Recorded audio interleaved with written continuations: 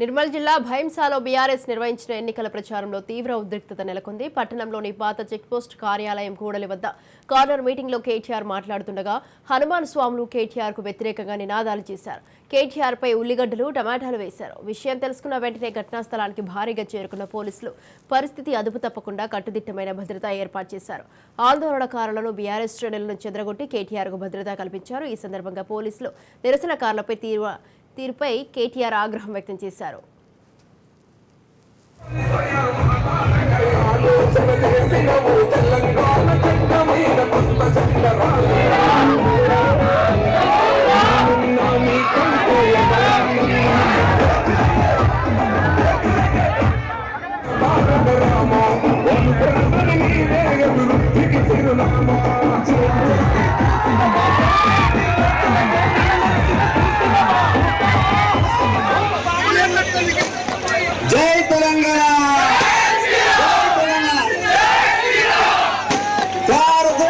గుమ్మడికాయలు పట్టుకున్న వాళ్ళు ముందుండాలి.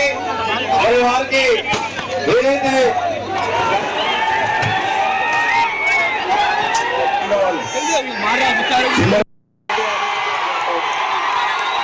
5 నెలల కిందట ప్రభుత్వం ఏర్పడ్డ ఈ రోజు వరకు ఉన్నప్పుడు ఇవాళ ఎట్లా ఉన్నది దయచేసి ఆలోచించమని. సరే, ఆయన ఇవాళ పోయినాడు, కాపాడుతున్నట్టు బిల్డప్. నేను అనేదల్లో ఒకటే, ఇట్లాంటి చిల్లరగాళ్ళు ఎప్పుడు ఉంటారు.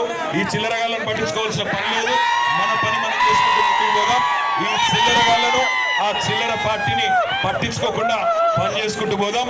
తప్పకుండా 10 ఏళ్ళు పనిచేసిన తర్వాత 10 ఏళ్ళు అరే మీకు శ్రీరాముడు చెప్పిండ తమ్మి రాలేమని. రామ మందిరము, రాముడు అన్నప్పుడు అందరినీ గౌరవించే సంస్కృతి ఉండాలి. రాముడు మర్యాద పురుషుడు, అందరినీ ఒక లెక్క చూడమన్నాడు. రాముడు రాజధర్మం పాటించమన్నాడు.